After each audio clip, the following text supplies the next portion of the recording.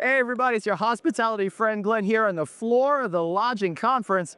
I got the incredible Ben Perelmuter with me, President and CEO of Remington Hospitality. But before that, I want to thank my friends over at Integra. You guys want to save money? This is the way to go. You got to have a GPO. Check them out at integraps.com. Ben, relatively new CEO. This is an exciting opportunity for you to shape the organization.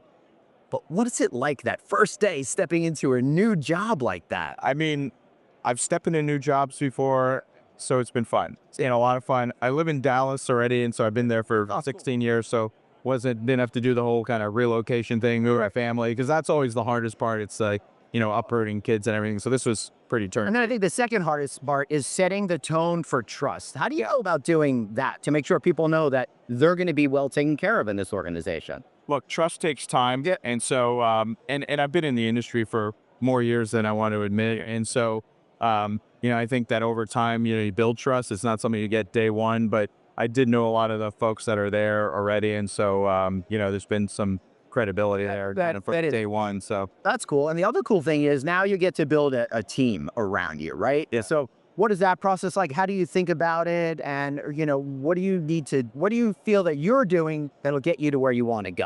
Well, it started with a chief operating officer, and in my first month there, I was able to hire the really best-in-class chief operating officer, a guy named Jason Krull. Yep.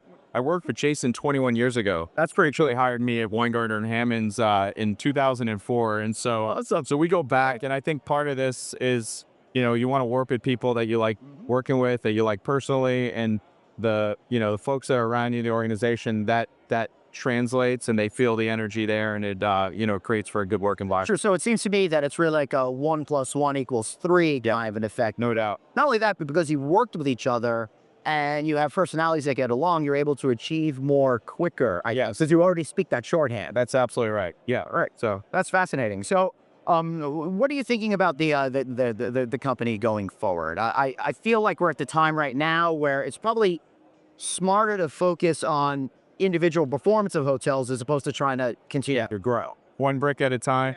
We're rounding the corner into a year where the RevPAR projections are not, robust. Right. Costs are not, we still feel the cost pressure everywhere. And so you've got to execute perfectly, and you got to focus on day-to-day operations. Property performance is number one here.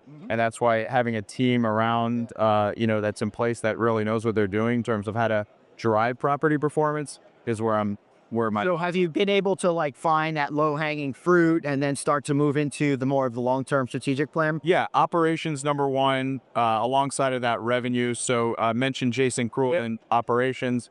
In revenue, we had 3 different work streams: direct sales, digital, and revenue management.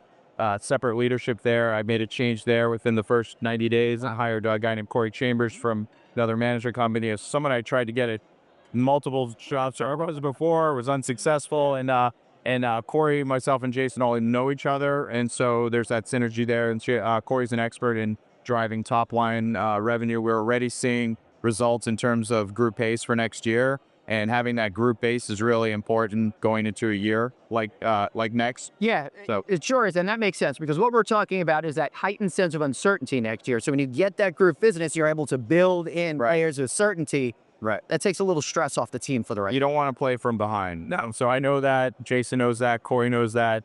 And, we've already had, some short-term success in building that base. Building trust is another piece of that. That's going to take time. But I think that, I'm very confident that, with our synergies and what we've done in the past, that'll come in no time. Fantastic. Well, I look forward to seeing how Remington continues to excel into the future. I want to thank you guys for watching. Be sure to like or share, subscribe this video. So for Ben and myself, Glenn, thanks for watching. See you next time. Thank you.